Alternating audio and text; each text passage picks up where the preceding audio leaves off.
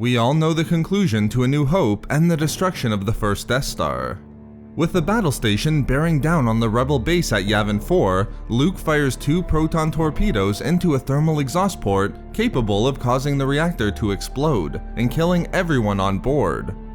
Not only did the rebellion survive to continue fighting their war against the Empire, but Luke was able to walk around with this look on his face for months after the successful shot. Okay, so that last part was unique to the current canon only, but in Legends, there was a lot more going on in the background than appeared in the final moments of the Battle of Yavin.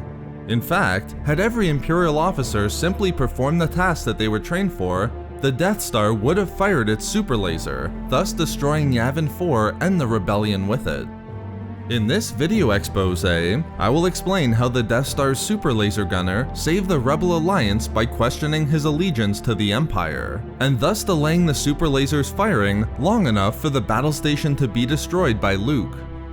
A lifelong military man whose career started in the era of the Clone Wars, the human male Tenn Graneet rose to become the Master Chief Gunnery Officer within the Imperial Navy.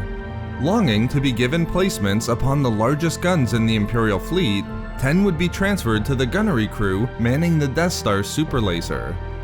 As one of the Empire's highest ranking and best trained gunners, Tenn was initially ecstatic about his new position, given the prestige that came with manning perhaps the greatest weapon the galaxy had ever seen. However, Tenn's initial enthusiasm began to diminish as he learned more and more about the capabilities of the new superweapon. Understanding its ability to annihilate entire planets, he began to wonder if any single person, even within the Empire, should have that power. This was made even worse by the fact that as the ranking officer in charge of the superlaser's gunnery crew, Tenn would have to be the one to complete the firing sequence and literally pull the trigger. Ultimately, the gunner was assured by his belief that the Empire would never fire on an occupied planet. Although his doubts would begin to resurface after the Death Star destroyed a Lucrehulk-class capital ship being used by the Rebellion, the worst was yet to come with the destruction of not just Alderaan, but the Imperial prison planet of Despair. In the case of the latter, Tenn was unnerved by his firing the superlaser at Despair not just once, but 3 times to destroy the planet. While the primary population was that of convicted criminals, he nevertheless felt extremely guilty for his role in the planet's destruction. This was made infinitely worse when he fired the superlaser at Alderaan. Recognizing that he killed billions through his role in the annihilation of Alderaan, Tenn began to see himself as galactic history's biggest mass murderer, where any regime other than the Empire would rightly try and execute him for his crimes. Therefore, following the destruction of Despair and Alderaan, the Imperial gunner started to question his loyalty to the Empire, hating himself for what he had become. More importantly for our purposes, Tenn also began to question whether he would be able to destroy another planet if ordered to, regardless of its target. Ultimately, he would soon receive such an order, as the Death Star targeted the rebel base on Yavin IV. Pained by his guilt and wanting only to avoid having to perform his duty once again, Tenn could only helplessly watch as all status reports came in, and it was only down to his igniting the battle station's firing mechanism.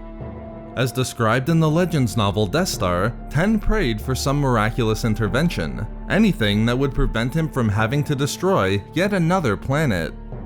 Helpless as the crew waited for him to fire, Tenn could only pull himself to repeatedly say "stand by" without even knowing the reason, only seeking to delay what seemed like the inevitable. Of course, Tenn would ultimately get his wish. His delay in firing the superlaser allowed enough time for Luke to fire his torpedoes and destroy the battle station, thus saving the Rebellion. Tenn would die on board the Death Star, an unknown hero of the Rebellion, allowing the rebels to eliminate the Empire's best and most capable on the superweapon, and destroy one of the greatest threats the galaxy had ever known. So there we have it, how a Death Star superlaser gunner saved the Rebellion on Yavin IV.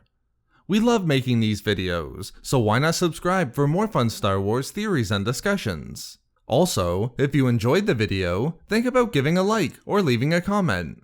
Or perhaps follow us on Twitter, @SWReadingClub, for updates regarding the channel. Or support the channel through Patreon, for access to exclusive rewards and discussions. If not for me... for having the biggest milk they've got.